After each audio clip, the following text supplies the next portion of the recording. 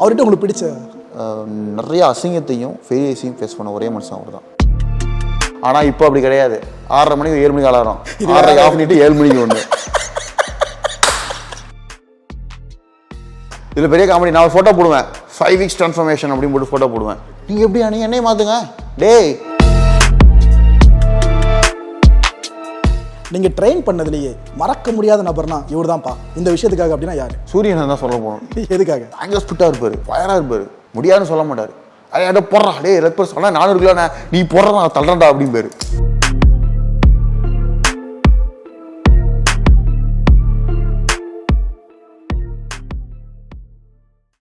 Inspiration அப்படின்ற ஒன்று எல்லாத்துலேயுமே இருக்கும். இப்போ பாடி பில்டிங் எடுத்துக்கிட்டிங்கன்னா நம்ம அர்னால்டு தான். ஏன்னா மற்றவங்கள மிஷின் வந்ததுக்கப்புறம் உடம்பு அப்படியே ஏற்றினாங்க. ஆனால் தலைவன் பார்த்தீங்கன்னா மிஷின் இல்லாத காலத்தில் செஸ்ட் அந்த ஷேப் அப்படி வேறு லெவலில் இருக்கும். இப்போ வரைக்கும் அடிச்சிக்க முடியாது. உங்களுக்கு இன்ஸ்பிரேஷனாக யார் விஷயம்? அஃப்கோர்ஸ் அர்னால்டு தான். அவ 90s படிப்பிள்ட்டு எல்லாருமே தான். அவர்கிட்ட உங்களுக்கு பிடிச்ச நிறைய அசிங்கத்தையும் ஃபெயிலியர்ஸையும் ஃபேஸ் பண்ண ஒரே மனுஷன் அவர் தான். ஆஸ்திரேலியாவில் பிறந்து வேர்ல்டு வார் அப்போ வந்து அவங்க ஃபேமிலி அப்பா குடி பெரிய ஒரு இது அதெல்லாம் தாண்டி கட்டட வேலை மார்னிங்கு அப்புறம் இது அது தூக்கத்தை கம்மி பண்ணி இன்றைக்கி இவ்வளோ தூரம் அன்றைக்கி அந்த ப்ரூஃப் பண்ணி காமிச்சது ஒரு மனுஷன் தான். எல்லாம் காசு வச்சுக்கிட்டு மானியம் வேணாம், நான் இதையும் இப்படி இருந்தே நான் வந்து ஒலிம்பியா ஆகும்னு சொல்லிட்டு ஆனவர் அவர். இப்போ வரைக்கும் அவரை மானசீக குருவாக தான் பார்த்துக்கிட்டு இருக்கீங்க. கடிகாரத்தை கூட யார் சீக்கிரம் கூட ஓடுறாங்களோ அவங்க தான் ஜெயிக்க முடியும். அவர் சாரோட லைஃப்லேருந்து நீங்கள் எடுத்துக்கிட்ட பாடம். ஆமாம், தூங்கும் போது கூட கடிகாரத்தில் நம்ம ஓடலாம், சிந்தனையில் ஓடலாம். நீங்கள் சொல்கிறது கிட்ட எடிக்க முடியும். நானும் தமிழ் சேர்த்து அடிப்போம் போல இருக்குது. அப்படி இருக்க ஒரு விஷயமோ இது ஜிம்க்கு நான் சொல்லலை, பேசிக்காகவே சக்ஸஸ் ஆனவங்க சொல்கிறேன். தூக்கத்திலேயே நேரத்தோடு ஓடுவாங்க, பயணிப்பாங்க, சிந்தனையில் ஓடுவாங்க.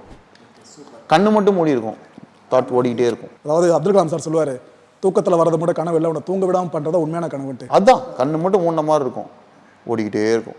முழிச்சோம் கடன்னு வச்சு ஓடுவான். இது ஏன் அது அந்த ஒரு ஃபோக்கஸ், அந்த ஒரு மைண்ட் செட்டு. அப்படியே சந்திரமுகா மாறுறீங்களே. 25 வயசில் எப்படி இப்படி வந்திருக்குன்னு இப்போ தான் தெரியுது விஷயம். அந்த கடிகாரம் உங்கள் மைண்டுக்குள்ளே 6:30 மணிக்கு அலாரம் வைப்பேன். ஆனால் 29 இன்ச்சு நீ அலாரத்தை ஆஃப் பண்ணுவேன், அவன் தான் சாதிக்க போகிறவன். ஆனால் இப்போ அப்படி கிடையாது. 6:30 மணிக்கு 7 மணிக்கு அலாரம், 6:30 ஆஃப் பண்ணிட்டு 7 மணிக்கு ஒன்று.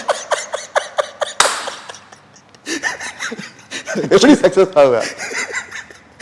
அங்கே பார்த்து கேளுங்க, கேமரா பார்த்து. சக்ஸஸ் ஆக முடியாது சொல்கிறீங்க. 6 அலாரம் வச்சா 29 இன்ச்சு நீ அலாரத்தை ஆஃப் பண்ணணும். இது எவன்டா வச்சான் அப்படிங்கிற மாதிரி நம்ம ஃபீல் பண்ணணும். அவனை தான் வச்சிருப்பாங்க, நம்ம மூளையை நம்ம திட்டிக்கணும். அதுதான். ஓகே ஈஸ்வர், அதே போல் இப்போ நாங்கள் போகிற ஒரு ஜிம்மில் பார்த்தீங்கன்னா அந்த வர்ற பசங்க புதுசாக உள்ளே வராங்களே, அந்த ஒரு இடத்த பார்த்ததுமே மாஸ்டர் ஒரு 3 மாதம் தான், அதுக்குள்ள நான் அப்படி ஆயிடணும், அர்நாட்டில் பாதி வந்து நான் அது எதுன்னு சொல்லுவானுங்க. உங்ககிட்ட ஆர்வ குளறது போல யாரும் வந்து கேட்டிருக்காங்களா? ஏங்க இப்போ கூட வந்துச்சுங்க, எங்க நீங்கள் வேற காமெடி, ரொம்ப ரொம்ப காமெடியாக இருக்கும். நான் பேசவே விட மாட்டான் வரும். என்னடா கேட்டால், எனக்கு வந்து 6 weeks டைம் இருக்குது, நான் வந்து மிஸ்டர் இந்தியா பண்ணிடணும், என்கிட்ட வந்து இவ்வளோ பணம் இருக்குது, இவ்வளோ சப்ளிமெண்ட்ஸ் வச்சுருக்கேன், இதை வச்சு ரெடி பண்ணிடுங்க நீ அப்படின்ட்டுருவான். ஆனால் உடம்பு பார்த்தீங்கன்னா சவுத்தில் அடித்த பல்லி மாதிரி இருப்பான். நான் என்னத்த பண்ணுறது? எத்தனை மாதம் ஆகணும்?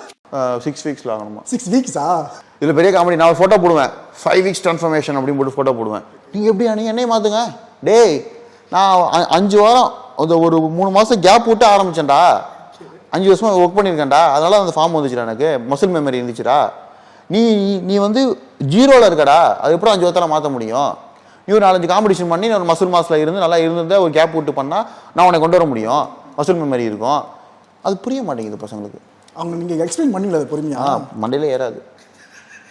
என்ன கன்க்ளூஷன் கொடுப்பாங்க பசங்க? திரும்ப அங்கேருந்து முதல்ல நிற்பான், திருப்பி 6 வாரம் காலையில் கோழி கூச்சு அப்படின்னு நிற்பான். நான் என்னத்தை பண்ணுறது? நான் நீங்கள் என்ன பண்ணுவீங்க? ரோபோ சங்கர் மாதிரி தான் நடக்கும் இங்கே காமெடி. அப்படின்னு கேட்க முடியும். கடைசியில் தம்பி ஃபீஸை கட்டு, உன்னை 6 வாரத்தை நான் மாற்றிடுறேன் அப்படின்னு ஆரம்பிக்கணும். நிலைமை கொண்டு வந்துடுவாங்க. 3 நாள் மேலே வரமாட்டான். கொடுக்க ட்ரைனிங்கில் ஒரு மாதம் அப்படியே அட்ரஸே எல்லாம் ஆயிடுவான். அந்த ஸ்பார்க் எங்கே ஈஸ்வர்? ஏன்னா 10வது படிக்கிறப்போ ஒரு ஆர்வத்தில் நம்ம போவோம், சும்மா அதை தூக்கி நம்ம சுத்தலாம் அடிக்கலான்ட்டு. ஆனால் ஒரு ஸ்பார்க் வந்துருக்குல்ல, நம்மளுக்கு இதான்பா கரியர் அமையுன்ட்டு, அது எப்போ உங்களுக்கு அமைஞ்சது? அது கரியர் அமைஞ்சது என்னன்னா, ஒரு ஸ்டேஜுக்கு அப்புறமேலு என்ன ஆச்சுன்னா,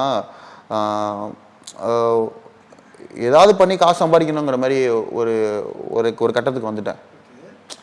அப்போது டிரைவராக போகலாம், ஏதாவது பண்ணலாம், கையில் பாஸ்போர்ட் இருக்குது, டிரைவிங் லைசன்ஸ் இருக்குது, என்ன பண்ணுறேன்னே தெரில. இப்போ ட்ரெயினராக ஒர்க் பண்ணேன். அப்புறம் கொஞ்சம் பேர் நான் என்னை என்கரேஜ் பண்ணுற பீப்புளில் மட்டும் நான் கூட இருந்தேன். என்னை டிஸ்கரேஜ் பண்ணுற பீப்புள்கிட்ட நான் இல்லை. நீ என்கரேஜ் பண்ணால் அவங்க கூட நான் இருப்பேன். அப்படி என்கரேஜ் பண்ணும்போது எனக்கு இந்த ஸ்போர்ட்டை ரொம்ப என்கரேஜ் பண்ண ஆரம்பித்தாங்க. நல்ல ஃபிசிக்காக இருக்கேன், லுக்காக இருக்கேன்னு அப்படியே மாடலிங் ஆக்டிங் கொண்டு போனாங்க. நான் அப்படி நடுவில் அந்த காம்படிஷன் உள்ளுக்குள்ளே போனேன்.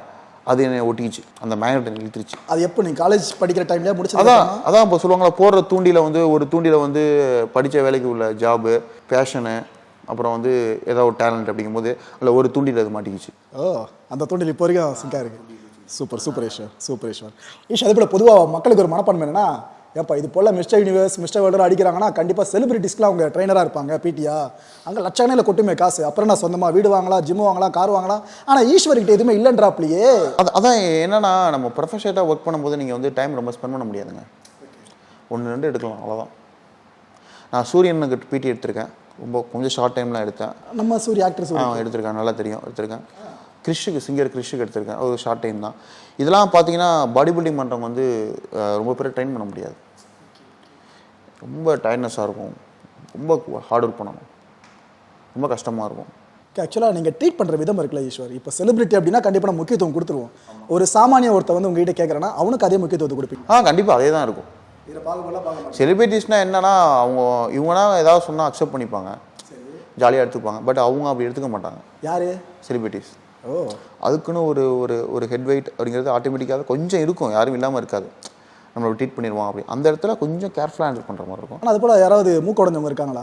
கம்பியை தூக்குறப்போ அவ்வளோ வெயிட் போடாதீங்கன்னா நான் அதை தான் செய்வேன்னு தூக்கி போட்டு மேலே? இது வரைக்கும் அது மாதிரி இருந்தது கிடையாது. சூரியன் செம்ம ஜாலி, கிருஷ்ண சார் நல்லா ஜாலி, அப்புறம் சமுத்திரன் சார் வருவார், பிடி கிடையாது, நார்மலாக ட்ரெயின் பண்ணுவோம், எல்லாருமே ஜாலி தான். பட் அது மாதிரி இது வரைக்கும் யாரும் நடந்தது கிடையாது. இருந்தாலும் நடந்துடக்கூடாதுன்னு ஒரு மனப்பான்மை மனசில் இருக்கும். உங்களுக்கு இருக்கும்? ஐயோ நம்மளுக்கு இப்போ நீங்கள் இருக்கிறீங்க, அக்செப்ட் பண்ணிட்டு வந்துடுவீங்க. அவருக்கு ஆப்ஷன்ஸ் நிறையா இருக்குது. ஓகே ஓகே ஓகே ஓகே அதில் நம்ம கொஞ்சம் கேர்ஃபுல்லாக இருக்கணும். அதில் மட்டும் எப்பவுமே தெளிவாக இருப்பீங்க. ஓகே, நீங்கள் ட்ரெயின் பண்ணதுலேயே மறக்க முடியாத நபர்னா இவர் தான்ப்பா இந்த விஷயத்துக்காக அப்படின்னா யார்? சூரியனை தான் சொல்ல போகணும்.